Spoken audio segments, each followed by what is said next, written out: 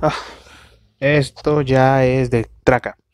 Para la gente que sepa, hace poco último vídeo fue hablando sobre por qué la figura de Uribe y del uribismo había mantenido al país y aún hoy mantiene cierta gente a favor de él.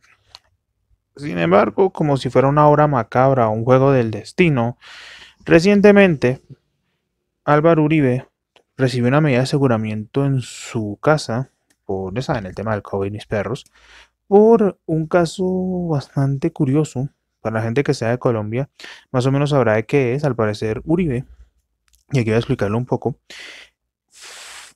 está bajo medida de aseguramiento por soborno e intentar torpedear una investigación de compra de testigos. Pero voy a hacer una breve explicación de todo esto. ¿Qué sucede? El senador Iván Cepeda, un reconocido senador del Partido Polo Democrático, un partido abiertamente de centro izquierda, está realizando investigaciones sobre formación de grupos paramilitares en Antioquia, uno de los departamentos más importantes del país. El problema es que en su investigación, visitando ciertas cárceles y hablando con ex paramilitares, se encontró con Juan Guillermo Monsalve. Este muchacho era hijo del antiguo mayordomo de la finca Las Guacharacas, ubicada en Antioquia, que era propiedad de los hermanos Uribe Vélez, Santiago y Álvaro. Por otro lado, este hombre aseguró que la creación de un grupo paramilitar de nombre el Bloque Metro fue realizado en este lugar, lo cual obviamente desató la polémica, porque prácticamente le estaría diciendo en la cara a la gente que la familia de Uribe tuvo que ver con la creación de un grupo paramilitar. En un futuro quizás hable del tema del conflicto armado, aunque es un tema muy, pero que muy profundo, así que quizás me demore más en hacer eso. Pero vayamos al punto. Uribe en aquel entonces, como ciudadano común y corriente, considerando que esto era injuria y calumnia y difamación, presentó ante la Corte Suprema de Justicia, ya que por aquel entonces ambos políticos eran senadores y en Colombia solo la Corte Suprema puede juzgar a los senadores de la República en activo por el tema de una especie de fuero o algo así que tienen. Entonces aquí entra el asunto. Realizaron las posteriores investigaciones y se descubrió que al parecer el que había sobornado testigos o intentado presionar para que cambiaran de testimonio no era Iván Cepeda, sino que era Álvaro Uribe. Se encontraron miles de videos, conversaciones, incluso llamadas constantes a testigos. En fin, eso fue algo bastante polémico y empezó a enrarecer mucho más la cosa, a enrarecer, perdón. Pero aquí llegamos a un punto bastante grueso y duro. ¿Qué sucede? Durante mucho tiempo se realizó todas las investigaciones, se llamaron a testigos, etcétera, etcétera, etcétera, etcétera. ¿Esto en qué terminó? Esto terminó más exactamente este año, cuando la Corte Suprema de Justicia, ya con todas las pruebas que se habían logrado obtener y con un documento grande que es de más o menos 1500 hojas, para que se hagan una idea, decidió aplicarle medida de aseguramiento a Uribe por esto. Pero ¿por qué motivo Uribe tiene medida de aseguramiento? Según la Corte Suprema de Justicia, que es uno de los máximos órganos de la rama jurídica en Colombia, Uribe podría presentarse como una amenaza para esta investigación. Obviamente los audios y muchos de los videos que se tienen comprometen al presidente con intereses de tratar de desviar esta investigación. Pero también aquí hay que aclarar algo fundamental. Álvaro Uribe no solamente tiene una investigación sobre esto, Uribe tiene varias investigaciones en contra. Obviamente la lógica nos diría que sí o sí alguna tenía que florecer, ya fuera alguna pesada o una investigación más pequeña, y esta en teoría es pequeña, pero tiene mucho peso. En ese momento también Uribe decidió por Twitter decir que su privación de la libertad le provocaba gran tristeza y obviamente su partido político empezó a preparar la típica defensa que ellos tienen. Para la gente que es de Colombia, el Centro Democrático siempre ha dicho que aquí hay una conspiración de la guerrilla, de la izquierda y yo no sé qué más mondas para tomarse el país. Y esa fue prácticamente la táctica que usaron durante los primeros días, que nuestro país se iba a convertir en una nación como Venezuela o Cuba. Eso me recuerda que tengo en borrador un video hablando de esa excusa de volvernos como Venezuela, pero ese lo subiré en un futuro. Ya saben ustedes por qué si leyeron la advertencia al inicio del video. Y, entre otras muchas otras, que la corte estaba politizada, etc, etc, etc, etc, etc, etc.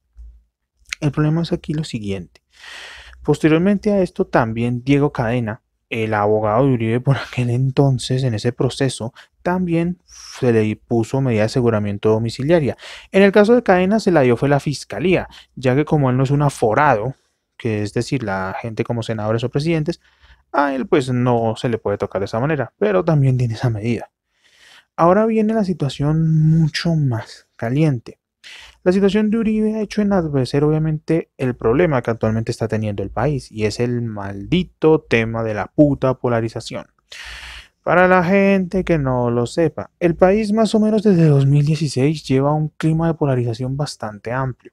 En 2016 fue el tema de la paz, los que la querían y los que decían que esto iba a ser impunidad. Ya sabemos cómo terminó eso con el plebiscito, ¿cierto? Y posteriormente en las elecciones de 2018 esto se llevó a un nivel más grande, entre los que querían un cambio de sistema político y entre los que querían continuar con el viejo sistema. Prácticamente sabemos quiénes ganaron, ¿verdad? Y ahora esto cae prácticamente como un baldado de agua fría. El sector del centro democrático más radical ha considerado que esto es un ataque hacia una persona íntegra y proba, que nunca ha tenido nada que ver y que ha defendido a esta patria. Y es que esto es prácticamente un boderí. Si ustedes revisaban Twitter los primeros días, se encontraba prácticamente con un calco de unas excusas estúpidas. Comparando, por ejemplo, el caso de Uribe, que fue en 2018 más o menos ocurrió este hecho, siendo él ya senador, con, por ejemplo, el tema de los cabecillas de las FARC en el Congreso. No es lo mismo, y aquí quiero aclararlo para la gente que sea del exterior y para la gente nacional que tenga de suscriptora, que creo que no tengo. ¿Cuál es la situación? Por un lado, las FARC se han acogido a la justicia transicional y un pequeño pellizquito a la JEP, a ver si empezamos a apurar y a meter más morralla con los que se han integrado a la justicia transicional, por favor. Necesitamos conocer la verdad. Es importante para las víctimas y para el país. No podemos seguir con paños de agua tibia. La JEP tiene que ponerse seria y ahora con esto los van a atacar aún más. Necesitan empezar a ponerse las pilas, señores de la JEP. Por otro lado, ellos están bajo esta justicia transicional. El problema es que mucha gente quizás no entiende esto. La justicia transicional tiene como objetivo juzgar a estos hombres y a estas personas que participaron en el conflicto armado el mayor tiempo posible. Es decir, que se les pueda juzgar rápido.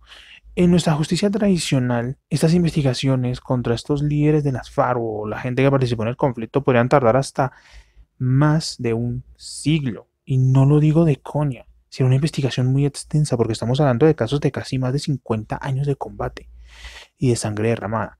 La justicia tradicional busca reducirlo drásticamente a 20 años. Oyeron bien, 20 años. Por eso es urgente que la JEP se ponga seria en esta situación. Por eso no es lo mismo. Por otro lado, no faltó la gente que dijera que si les gusta la izquierda, váyanse a X o Y países.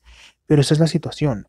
El uribismo obviamente va a usar este hecho como arma política para empezar a tocar los cojones, y pido perdón por la expresión, para joder de que el país se está convirtiendo en una miseria. Pero si nos damos cuenta, esto es un chiste. El gobierno está bajo control del centro democrático. ¿Cómo va a haber un golpe de Estado? ¿Cómo nos vamos a volver un Estado comunista? No tiene ninguna puta lógica. No la tiene. El presidente es de su partido. Las dos cámaras prácticamente tienen en gran medida una gran coalición formada por ellos. Así que prácticamente esto es un chiste. La justicia, por otro lado, es una rama independiente. Y si hemos visto las redes sociales en la escuela, sabemos que estas tres ramas tienen que ser independientes. Pero es que esto es gravísimo. Que se haga esta excusa lo que busca es torpedear a la justicia y asustarla con el fin de que caigan sus deseos. Por otro lado, otra propuesta que ha empezado a salir es nuevamente irnos a una asamblea constituyente. O sí, el uribismo dice no ser como Cuba o Venezuela o Bolivia o todos estos países. Pero qué curioso, estos países también iniciaron asambleas constituyentes para transformar su constitución a intereses de personajes como Evo Morales o Nicolás Maduro o Hugo Chávez. Entonces, ¿ahí qué? ¿Quieren ustedes también transformar nuestra constitución en un chiste? La constitución del 91 no ha cumplido ni siquiera todavía 30 años de existencia. Los cumplirá el año próximo. ¿De verdad vamos a cambiar una constitución que cambió muchas de las cosas que tenía la vieja constitución del 86 simplemente por los intereses de unos pocos? Eso hay que evitarlo como sea. Por otro lado, y para ya finalizar, ¿qué pasará con este caso? No se sabe. Esto es un proceso judicial y eso obviamente demora muchísimo tiempo. Dejaré en el link de la descripción, si lo puedo conseguir, el archivo con las más de 1500 páginas que componen este caso, para que si ustedes están en cuarentena y quieren leer algo, pues lo lean. Hay transcripciones de conversaciones que incluso han llegado a afectar a gente de medios de comunicación como el periodista Julio Sánchez Cristo, un reconocido periodista nacional, entre otros. Así que vayamos al punto inicial. ¿Qué va a pasar? Hay posiblemente dos escenarios claves. El primero, que la justicia se pueda mantener y que esta investigación vaya por el puerto que es, que finalmente determine si Uribe es culpable o inocente y se dictamine condena. Esto tardará mucho, pero es principalmente el camino mayor. El problema es que este camino podría demorar más o menos unos cuantos años, y no olvidemos que estamos en 2020, estamos a 2 años de elecciones. Obviamente el Centro Democrático va a aprovechar este tema para usar a Uribe como prisionero político, algo parecido a lo de Lula, y tratar de venderlo como un mártir ante las instituciones jurídicas malvadas. El segundo camino, que termine ocurriendo algo a favor del Centro Democrático y que pueda haber una constituyente o que empiecen a pasarse la ley por el culo. Y esto no creo que pueda pasar.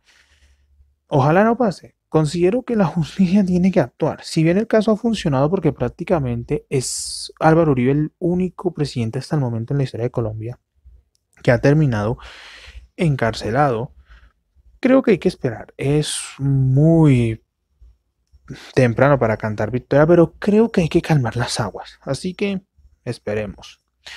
Me despido. Ya si vieron el video, la advertencia que puse al inicio. Pero aquí, si no lo han visto, porque sé que correrán el vídeo, este es mi último video antes de mi acostumbrado hiatus o descanso universitario.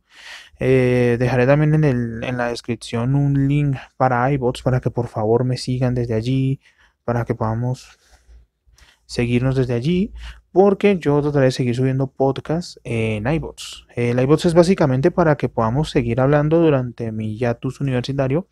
Haré videos sobre temas más actuales, quizás temas más profundos los dejaré para futuros videos en mi siguiente descanso, que será más o menos en diciembre. Así que, nada, por favor, lávense las manos, cuídense y por favor que nos podamos ver en diciembre y nos podamos dar abrazos y picos todos. Es broma. Adiós.